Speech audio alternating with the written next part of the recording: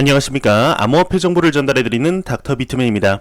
화요일도 슬슬 마무리되고 있습니다. 어떻게 오늘 하루 잘 보내셨나요? 최근 계속되는 폭염 속 무더운 날씨가 지속이 되고 있는 것 같습니다. 이 무더위와 코로나 바이러스 모두 종식이 되는 7월이 되었으면 좋겠는데 오늘 남은 시간도 잘 마무리하시길 바라면서 화요일의 마무리는 과연 어떠한 소식들이 반겨주게 될지 한번 같이 보도록 하겠습니다. 최근 암호화폐 시장의 경우는 가격적인 측면 횡보를 보여주며 지지부진한 장을 보여주고 있는 것이 사실입니다. 이런 상황으로 인해서 투자 심리가 많이 죽은 것 같은데요. 암호화폐 전반적으로 거래량이 많이 줄어들었다고 합니다. 어떤 내용인지 한번 같이 보도록 하겠습니다. 한 데이터가 나왔습니다. 6월 거래소 암호화폐 거래량이 전월 대비 40% 이상 감소를 했다고 합니다. 로이터 통신에 따르면 영국 런던 소재 암호화폐 데이터 분석 업체인 크립토 컴페어의 경우는 6월 주요 암호화폐 거래소 내 암호화폐 거래량이 전월 대비 40% 이상 감소한 것으로 나타났다고 합니다. 이와 관련하여 크립토 컴페어 측은 주요 암호화폐 거래소에서 발생한 현물 거래량은 전월 대비 42.7% 감소한 2.7조 달러, 파생 상품 거래량은 전월 대비 40.7% 감소한 3.2조 달러를 기록했다고 하네요. 중국의 비트코인 채굴 단속 강화가 역풍의 시발점이 되었으며 낮은 가격과 변동성으로 인해 암호화폐 현물 거래량이 뚜렷하게 감소했다 이야기를 하고 있습니다. 현재 암호화폐 시장의 지지부진한 상황으로 인해서 많은 투자 심리가 위축이 되며 가격을 보고 들어온 투자 자본들이 지금 현재 많이 줄어든 것이 사실이죠. 하지만 이러한 상황일수록 전설적인 투자가들의 이야기가 생각이 납니다. 전설적인 투자자이죠. 이제 오마의 현인이라고 불리는 워렌 버핏의 경우는 이러한 이야기를 했습니다. 남들이 공포에 빠질 때 오히려 더욱 매수하라 라는 것이죠. 지금의 상황과 딱 맞는 말이지 않을까 하는 생각이 드네요. 현재 이러한 상황 속 중국에서 채굴 금지에 관한 기조가 나오면서 오히려 현재 싱글벙글인 사람들이 있습니다. 바로 중국을 제외한 해외의 비트코인 채굴 업자들이죠. 얼마 전 이러한 소식이 나왔었는데 중국의 이러한 규제로 인해서 비트코인의 채굴 수익이 오히려 증가를 하고 있다는 것이죠. 현재 중국에서 미국으로 대규모 채굴 업자들이 이동을 하고 있는 상황 속 모든 채굴 업자들이 옮기기까지는 최소 6개월에서 이제 15개월 정도 걸릴 것으로 예상을 하고 있습니다.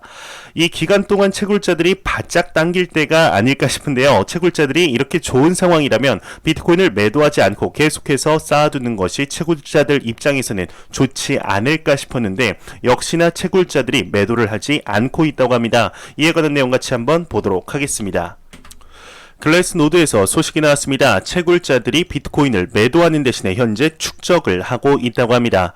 글래스노드의 데이터를 인용 6월 상당 기간 동안 비트코인을 매도한 채굴자들이 이제는 축적하기 시작을 했다고 합니다. 이어서 트러스트노드의 경우는 지금 채굴자들이 청산 대신 축적하고 있다 이야기를 하며 중국 정부의 채굴장 폐쇄 조치에 따라서 비트코인 채굴 난이도가 약 50% 감소했다. 이에 따라 채굴자들의 채산성은 비트코인 가격 64,000달러 당시와 비슷한 수준으로 향상이 되었다 이야기를 했다고 합니다. 현재 암호화폐 시장의 가격적인 상황은 좋지 않지만 전반적인 기조는 그리 나쁘지 않은 것이 사실입니다. 여러분들은 암호화폐 시장을 통해 무엇을 하고 싶으신가요? 저는 항상 말씀드리듯 경제적인 자유를 누리기 위해서 투자를 하고 있습니다. 저는 이 시장의 골수까지 빼먹을 생각이며 조금이라도 도움이 되는 기능이 있으면 이제 철저하게 이용을 할 것입니다. 물론 여러분들에게 알려드리며 같이 가려고 할 텐데 현재 이 암호화폐 시장은 지금의 가격에 매도 버튼을 누르기에는 너무나 성장 가능성이 높은 시장이라는 것이 느껴집니다. 객관적인 자료들이 이를 증명해주고 있는데요. 너무나 초기 시장에 지금 투자를 하고 있다는 것이 10년 뒤 돌아봤을 때 제 인생에서 가장 잘한 일 중 하나로 꼽게 되지 않을까 생각이 듭니다. 절대로 비트코인을 포함한 암호화폐 시장에 단기적인 시각으로 투자하지 마시고 장기적인 시각으로 조급해하지 마시고 투자하시길 진심으로 바라보겠습니다. 이러한 소식과 더불어서 최근 다시금 화두에 오른 암호화폐 섹터가 있습니다. 바로 디파이인데요. 이 디파이의 경우는 한때의 트렌드로 마무리될 줄 알았지만 이를 통해서 많은 것들이 이루어지고 있죠. 이에 사용자 수가 급증을 했다고 합니다. 내용 같이 한번 보도록 하겠습니다. 한 데이터가 나왔습니다. 디파이 사용자 수가 무려 300만 명이 돌파를 했다고 합니다. 암호화폐 전문 벤처 캐피탈 1컴퍼메이션의 파트너 투자자 리차드 첸의 경우는 자신의 트위터를 통하여 탈중앙화 금융 사용자 수가 300만 명을 넘어섰다 이야기를 했다고 합니다. 리차드 첸이 인용한 데이터는 디파이 월렛 개수로 한 명의 사용자가 다수의 월렛을 보유할 수도 있으므로 해당 수치는 실제 사용자 수보다는 조금 높게 이제 측정이 될 가능성도 있다 이야기를 했다고 하는데 있는데 이제 이뿐 아니라 태국에 대형 은행이 있습니다. 아마 리플 XRP 투자자분들이라면 한 번쯤 들어보셨을 것 같은데요. 지난 2019년에는 이러한 소식이 하나 나왔습니다. 태국의 최대의 상업은행인 시암은행에서 리플 기반 해외 송금 서비스를 공식적으로 지원을 한다는 것이죠. 맞습니다. 태국의 시암은행에서 소식이 나왔습니다. 앞서 말씀드린 디파이가 전통적인 금융 시스템을 뒤집을 것이다 이야기를 했다고 하는데 어떤 내용인지 한번 같이 보도록 하겠습니다. 태국 시암 상업은행의 이제 벤처 캐피탈 부서의 경우는 디파이는 전통적인 금융 시스템을 뒤집을 것이다 이야기를 했다고 합니다. 태국에서 가장 오래된 은행인 시암 상업은행의 벤처 캐피탈의 경우는 디파이가 기존 은행의 시스템을 뒤집을 날을 준비하고 있다 이야기를 했다고 합니다. 시암 상업은행의 최고 투자 책임자의 경우는 인터뷰를 통하여 오늘날 디파이에는 전통적인 금융이 가진 모든 것이 있다. 우리는 디파이를 봤을 때 언젠가는 은행과 다른 금융기관들이 완전히 탈중개화될 가능성이 있다고 생각한다. 우리는 같은 전통적인 금융회사가 디파이를 적극적으로 탐색, 투자 및 채택해야 한다고 생각을 한다 이야기를 했다고 합니다. 이 외의 내용은 그리 중요하지 않아서 이제 넘어가도록 하겠습니다. 최근 다시금 디파이가 떠오름에 따라서 많은 관심도가 몰리고 있습니다. 특히 이 디파이의 경우는 스마트 컨트랙트를 통하여서 시간과 같은 특정 조건이 충족이 되면 두 상대방 간의 규칙을 제어하는 코드를 실행함으로써 금융중개인을 대신할 수 있는 능력이 있죠. 이뿐 아니라 전통적인 금융의 문제점은 높은 수준의 투명성 또한 이제 확보할 수도 있기 때문에 현재 디파이에 관한 인기가 사그라들지 않고 있습니다. 과연 앞으로 디파이 분야가 어떠한 방향성을 가지고 나아가게 될지 한번 같이 지켜보도록 하겠습니다. 이러한 소식과 더불어서 어제는 뉴질랜드에서 하나의 소식이 나왔었습니다. 뉴질랜드의 경찰이 해커에게 비트코인을 뺏겼다는 것이죠. 오늘도 뉴질랜드에서 소식이 하나 나왔는데 어제와는 사뭇 다른 내용인 것 같습니다. 본격적으로 암호화폐 시장에 대하여 조사를 한다고 하는데 내용 자체가 그리 부정적이진 않는 것 같습니다. 같이 한번 보도록 하겠습니다. 뉴질랜드의 재정지출위원회에서 소식이 나왔습니다. 암호화폐 조사를 실시한다고 하는데 뉴질랜드 의회 재정지출위원회의 경우는 암호화폐의 현재 및 미래 특성, 영향, 리스크에 대한 조사를 시작했다고 합니다. 재정지출위원회의 위원장인 던컨 웹의 경우는 이번 조사를 통해 점점 더 중요해지고 있는 암호화폐에 대한 이해를 증진시킬 좋은 기회가 될 것이라고 이야기를 했다고 하는데요. 조사 항목은 다음과 같이 이제 암호화폐 시장의 전반적인 것을 조사한다고 합니다. 현재 글로벌적으로 암호화폐 시장을 제도권 안으로 들이려는 모습들이 계속해서 나오고 있습니다. 이러한 소식들이 나옴에 따라서 더욱 비트코인을 포함한 암호화폐 시장에 대한 인식의 변화가 이루어지게 되지 않을까 생각이 드는데 앞으로 3년 뒤 암호화폐 시장이 제도권적으로 어떠한 사회적 위치에 있을지 한번 같이 지켜보도록 하겠습니다.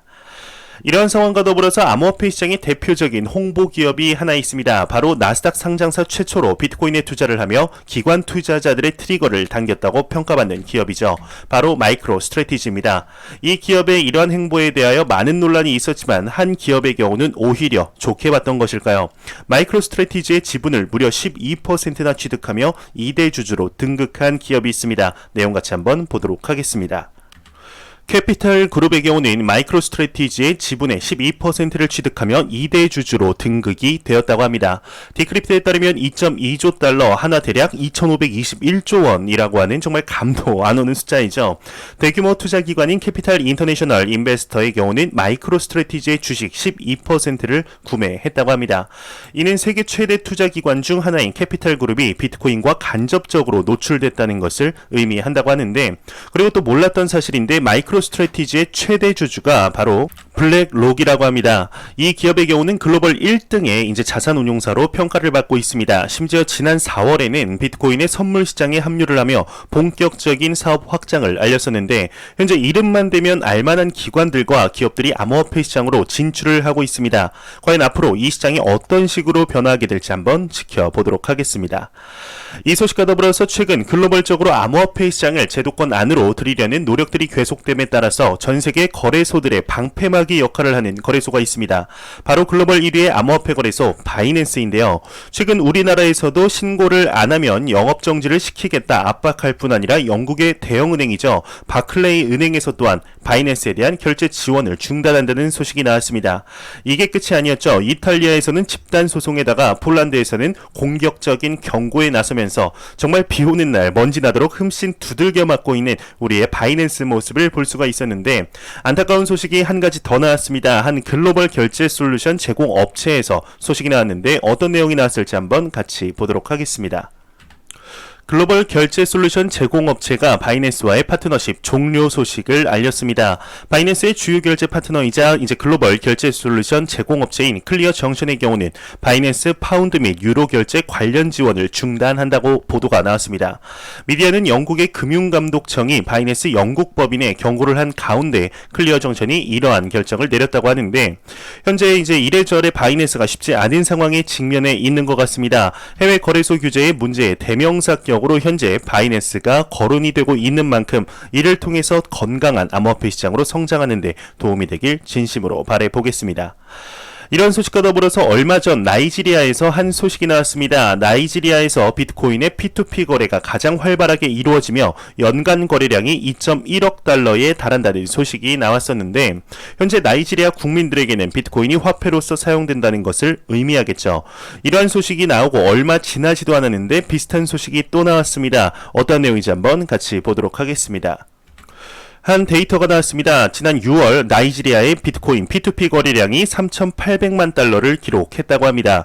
암호화폐 전문 애널리스트 비트코인 아카이브의 경우는 자신의 트위터를 통해서 6월 나이지리아의 P2P 거래량이 무려 3,800만 달러를 기록했다고 합니다. 무엇도 그들을 막을 수 없다 이야기를 했다고 하는데 현재 나이지리아에서 이용되는 비트코인의 양은 사실상 아프리카 전체를 합친 것보다 많은 양이라고 하는데요. 과연 앞으로 나이지리아를 비롯한 아프리카에서 비트코인이 어떠한 방식으로 확장이 되게 될까요? 우리에게는 현재 비트코인이 수많은 자산 중 하나이지만 이들에게는 비트코인이 화폐이며 거래소가 은행의 역할을 대신해주고 있습니다. 과연 앞으로 비트코인을 포함한 암호화폐 시장이 어떤 식으로 발전을 하게 될지 새롭게 만들고 있는 금융 시스템 기대해 보도록 하겠습니다. 매일같이 나오는 리플 XRP에 관한 소식이 오늘도 또한 나왔습니다. 현재 XRP 투자자들이 별로 그렇게 좋아하지 않는 인물이 한 명 있습니다. 바로 리플의 전 CTO 제드 맥켈럽인데요. 허구한 날 XRP를 판매하면서 가격 하락에 관하여 이야기를 할 때 항상 언급이 되는 인물이죠. 지난 3주간 얼마나 많은 양의 XRP를 판매했는지에 대하여 소식이 나왔습니다. 같이 보도록 하겠습니다.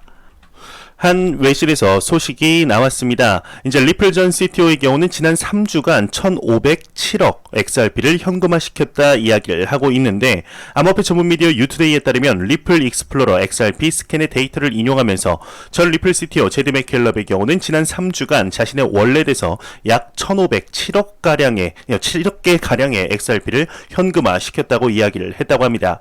현재 제드의 암호화폐 월렛에는 5.9억 XRP가 잔액으로 남아있다고 하는데 참 그냥 마음 같아서는 시원하게 한 방에 다 팔아버렸으면 좋겠습니다. 하지만 리플사와의 이제 약속 조약으로 인해서 그건 또 안 되죠. 리플사하고 약속한 걸 잘 지키지도 않는 인물인데 이런 건 또 기가 막히게 또 잘 지킵니다. 현재 우리 게르게 코인 리플 XRP의 경우는 조금 오를만 하면 내리고 수많은 가격에 비이상적인 압박이 있는 것이 사실이죠. 안타까운 상황이 지속이 되고 있는데 과연 앞으로 XRP가 어떠한 모습을 보여주게 될까요? 저는 아직까지도 단기적으로 XRP가 10달러에 간다는데 한치의 의심을 하지 않고 있습니다. 그만한 내재 가치가 충분히 있는 코인이기 때문이죠. 과연 앞으로 어떠한 퍼포먼스를 보여주게 될지 한번 기대해 보도록 하겠습니다. 안보감 섭섭하겠죠. 마지막 크립토 공포 탐욕 지수입니다. 이제 전날 대비 가격의 소폭 하락 때문일까요? 5포인트 내린 20포인트를 기록했습니다. 투자 심리가 좀 위축이 되며 극단적인 공포 단계가 지속이 되었는데 이 지수는 0이면 공포, 100이면 낙관을 의미하게 되죠. 현재 지지부진한 암호화폐 시장의 가격에 많은 분들이 실증을 느끼고 암호화폐 시장을 떠나시는 것이 이제 눈에 보이는 것 같습니다. 참 안타까운 상황들이 지속이 되고 있지만 현재 이러한 상황일수록 더욱 이 시장의 가치를 보며 인내하는 투자자들에게 달콤한 열매가 갈 것이라 생각이 듭니다. 지금의 상황 속에서 정말 가격이 하락하는 건지 아니면 암호화폐 시장의 가치가 하락하는 것인지 잘 파악해야 될 때가 아닐까 하는 생각이 드네요. 네, 제가 준비한 소식은 여기까지입니다. 마지막으로 이제 코인마켓캡에서 메이저 탑10 코인들 전반적으로 살펴보고 마무리하도록 하겠습니다. 시가총액 1위의 비트코인의 경우는 전날 대비 4.32% 좀 많이 하락을 했죠. 3,750만원대. 2위의 이더리움은 7.6% 비트코인보다 더욱 큰 하락폭을 보여주고 있습니다.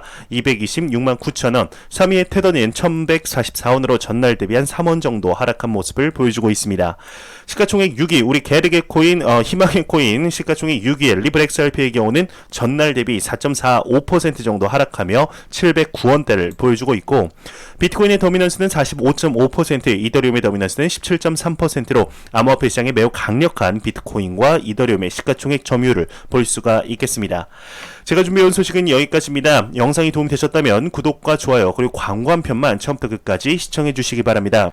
이 채널은 오직 광고 수익으로 운영이 되게 됩니다. 항상 영상 시청해주시는 시청자분들, 구독자분들 너무나 감사합니다. 저는 더욱더 도움이 되는 영상으로 내일 아침에 찾아뵙도록 하겠습니다. 오늘 남은 시간도 잘 보내시길 바라고 저는 다음 영상으로 찾아뵙겠습니다. 지금까지 닥터 비트맨이었습니다. 감사합니다.